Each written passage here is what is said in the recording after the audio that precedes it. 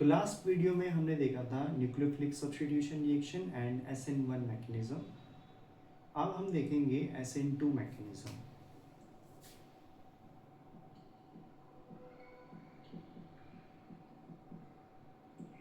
SN2 mechanism क्या होती है? बाइमॉलिक्यूलर न्यूक्लियोफिलिक सब्स्टिट्यूशन रिएक्शंस।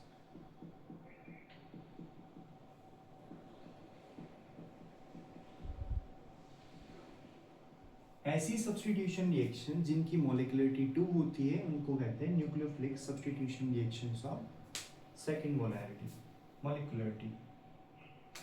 तो एक एग्जांपल ले लेते हैं, जैसे कि माना हमारे पास कोई कंपाउंड है CH3Cl और माना इसका रिएक्शन है, कोई भी ले लेते हैं हम एक्वस, जैसे कि कोई न्यूक्लियोफाइल ले लिया आपने और इसमें प्रोडक्ट बना आपको HCH और यहाँ पे आ गया हमारा न्यूक्लियोफाइल।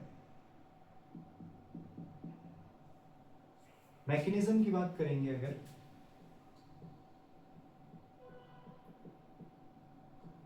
देखो हमारे पास रिएक्टेंट है CH3Cl। अगर आपको याद हो SN1 मैकेनिज्म, तो SN1 मैकेनिज्म में जो फर्स्ट स्टेप होता है उसमें सबसे पहले तो क्या होता है, कार्बन और हेलोजन के बीच का बॉन्ड डिसोशिएट होता है और वो बनाता है कार्बोकेटायन। लेकिन अगर हम यहाँ पे देखेंगे तो ये आपके पास जो है 1 डिग्री अल्काइल हैलाइड है। अगर यहाँ पे कार्बन और हेलोजन के बीच का बॉन्ड टूटता है तो ये क्या बनाएगा, HCH और यहाँ पे आएगा कार्बोकेटायन प्लस Cl नेगेटिव। अगर ये इस तरीके से रिएक्शन होता है तो यहाँ पे जो कार्बोकेटायन बनेगा वो कैसा होगा, 1 degree carbocation. And 1 degree carbocation कैसा होता है, हाईली अनस्टेबल। तो ये तो बनने की चांसेस बहुत कम है, ये तो बनेगा ही नहीं। इसलिए यहाँ पे कार्बन और हेलोजन के बीच का बॉन्ड नहीं टूटता। SN1 रिएक्शन में जैसे पहले कार्बन और हेलोजन के बीच का बॉन्ड टूटता है, बट यहाँ पे ऐसा नहीं होता है, क्योंकि अगर ये बॉन्ड टूटेगा तो ये बनाएगा एक अनस्टेबल कार्बोकेटायन जो कि बनेगा नहीं। तो इसीलिए यहाँ पे क्या होता है कि यहाँ पे पहले न्यूक्लियोफाइल अटैक करता है। न्यूक्लियोफाइल अटैक करेगा किस पे, सबस्ट्रेट मॉलिक्यूल पे। ठीक है, अब सबस्ट्रेट मॉलिक्यूल पे अटैक करने के लिए ना दो चांसेस है इसके पास, दो ऑप्शन है इसके पास, या तो ये फ्रंट से अटैक कर सकता है या फिर ये अटैक कर सकता है ये रेयर से, पीछे साइड से। अब देखो ये एक न्यूक्लियोफाइल है, ये भी एक न्यूक्लियोफाइल है। न्यूक्लियोफाइल क्या होता है, इलेक्ट्रॉन रिच स्पीसीज, तो ये भी इलेक्ट्रॉन रिच, ये भी इलेक्ट्रॉन रिच। अगर ये फ्रंट से अटैक करेगा तो इनके बीच में रिपल्शन स्टार्ट हो जाएगा। रिपल्शन स्टार्ट होने की वजह से यहाँ पे ये ठीक से अटैक नहीं कर पाएगा। तो इसीलिए जो न्यूक्लियोफाइल होता है ये फ्रंट से अटैक नहीं करता। जो न्यूक्लियोफाइल ये कहाँ से अटैक करता है, रेयर साइड से, पीछे से अटैक करेगा। तो इसमें क्या होगा कि न्यूक्लियोफाइल अटैक करेगा आपको कार्बन से, यहाँ कार्बन पे अटैक करेगा पीछे साइड से। जो आपके पास न्यूक्लियोफाइल पहले से प्रेजेंट है उसकी बिल्कुल अपोजिट साइड से अटैक करेगा। तो जैसे कि माना ये आपका पहले से न्यूक्लियोफाइल प्रेजेंट है तो इसकी बिल्कुल अपोजिट साइड से अटैक करता है। तो इसमें क्या होता है कि सबसे पहले न्यूक्लियोफाइल अटैक करेगा कार्बन पे, पीछे से अटैक करेगा, क्योंकि सामने से अटैक करना पॉसिबल नहीं है, सामने से रिपल्शन स्टार्ट हो जाएगा। तो ये अटैक करेगा, धीरे धीरे क्या होगा, ये न्यूक्लियोफाइल इस कार्बन से बॉन्ड बनाएगा। जब ये न्यूक्लियोफाइल कार्बन से बॉन्ड बनाएगा तो वहां पे क्या होगा, एनर्जी रिलीज होगी। जब भी कोई बॉन्ड बनता है तो वहां पे एनर्जी प्रोड्यूस होती है। तो ये न्यूक्लियोफाइल कार्बन से बॉन्ड बनाएगा, इस बॉन्ड के बनने में जो एनर्जी रिलीज होगी उस एनर्जी से फिर ये जो है ये वाला बॉन्ड टूट जाएगा। तो इस तरीके से यहाँ पे एक ट्रांजिशन स्टेट बनती है, इसे कहते हैं ट्रांजिशन स्टेट। तो SN2 मैकेनिज्म में जो रिएक्शन इंटरमीडिएट होता है वो होती है ट्रांजिशन स्टेट, जिसमें कार्बन टोटल 5 बॉन्ड बनाता है, जिसमें इनकमिंग न्यूक्लियोफाइल भी होता है और लिविंग ग्रुप भी होता है। तो इसमें टोटल 5 बॉन्ड होते हैं। इसका अगर हाइब्रिडाइजेशन की बात करते हैं तो हाइब्रिडाइजेशन कितना हो जाएगा इसका, sp3d। तो SN2 मैकेनिज्म में सबसे पहले न्यूक्लियोफाइल अटैक करता है कार्बन पे और ठीक लिविंग न्यूक्लियोफाइल के अपोजिट साइड से अटैक करता है। तो ये बनेगा, धीरे धीरे क्या होगा, ये बॉन्ड बनेगा, न्यूक्लियोफाइल जो इसके साथ बॉन्ड बनाएगा और धीरे धीरे ये बॉन्ड टूट जाएगा। और जो आपको स्ट्रक्चर बनेगा वो जो न्यूक्लियोफाइल आया है वो बिल्कुल अपोजिट साइड में होगा किसके, लिविंग न्यूक्लियोफाइल के। अगर आप देखोगे यहाँ पे आपके पास जो न्यूक्लियोफाइल था ये वाला लिविंग ग्रुप जो था वो राइट हैंड साइड में था, और अब जो न्यूक्लियोफाइल है वो बिल्कुल अपोजिट में है। तो यहाँ पे क्या होता है कि स्ट्रक्चर ना पूरी तरीके से पलट जाता है, जिसे हम कहते हैं इन्वर्जन ऑफ स्ट्रक्चर।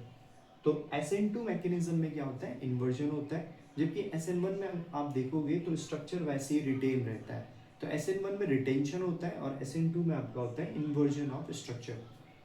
अगर हम बात करते हैं इसके रेट डिटरमाइनिंग स्टेप की, तो देखो इस मैकेनिज्म में जो SN2 मैकेनिज्म होता है इसमें एक ही स्टेप है, ये पूरा एक ही स्टेप होता है।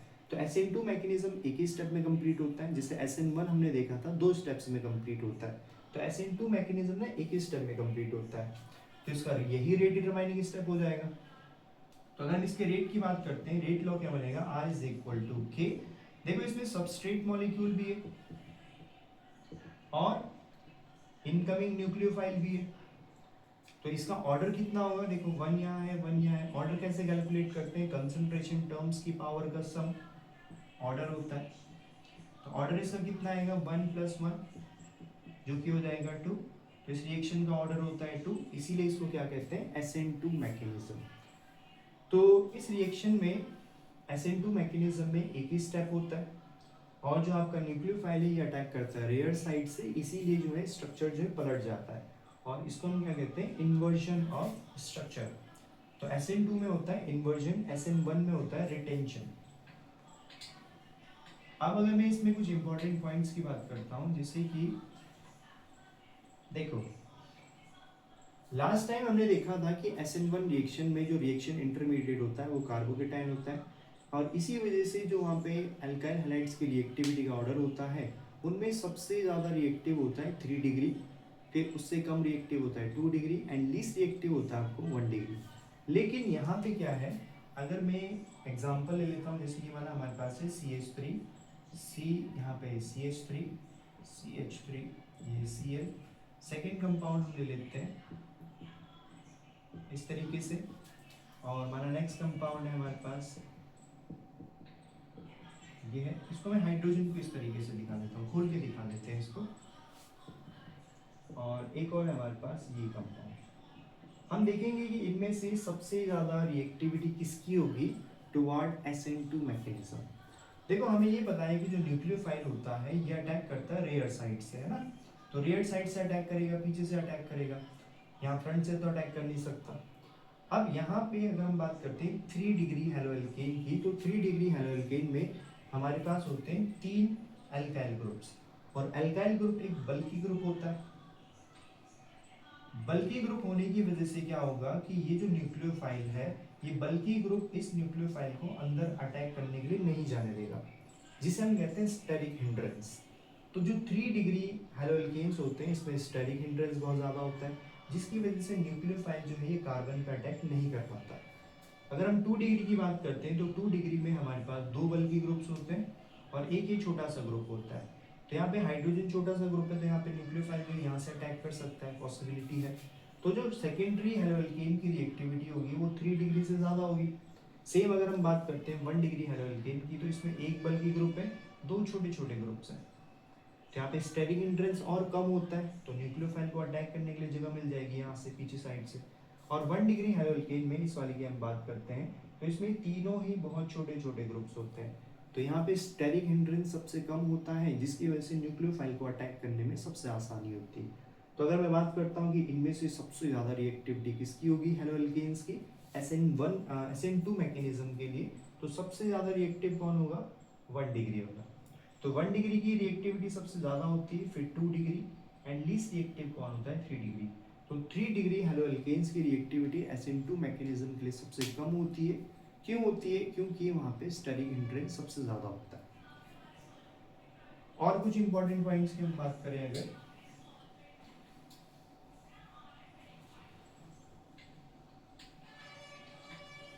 अगर हम बात करते हैं इसमें हैलोजेंस की रिएक्टिविटी के बारे में, हैलोजेंस की रिएक्टिविटी के बारे में हम बात करें, रिएक्टिविटी ऑफ हैलोजेंस।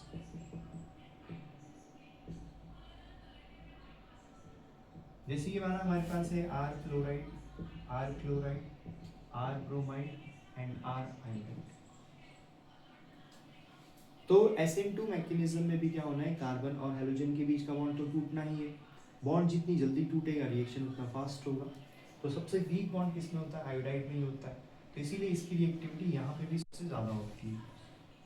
तो हेलोजन की रिएक्टिविटी का ऑर्डर जो है SN1 और SN2 में दोनों में सेम रहता है। बात अगर करें हम, लास्ट हमने देखा था उसमें SN1 रिएक्शन में कि SN1 जो रिएक्शन होती है वो पोलर प्रोटिक सॉल्वेंट में होना फेवर करती है। इसी तरीके से जो SN2 रिएक्शंस होती है ये फेवर करती है polar aprotic solvent. Polar aprotic solvent ऐसे सॉल्वेंट्स होते हैं जो कि पोलर नेचर के तो होते हैं बट इसमें प्रोटॉन डोनेट करने के लिए नहीं होता है। इसका सबसे कॉमन एग्जांपल जैसे कि जो एग्जाम में सबसे ज़्यादा रिपीट होता है वो होता है आपका DMF हो गया, एसीटोन हो गया। ये कुछ ऐसे पोलर एप्रोटिक सॉल्वेंट हैं जो कि यूज़ किए जाते हैं SN2 मैकेनिज्म में।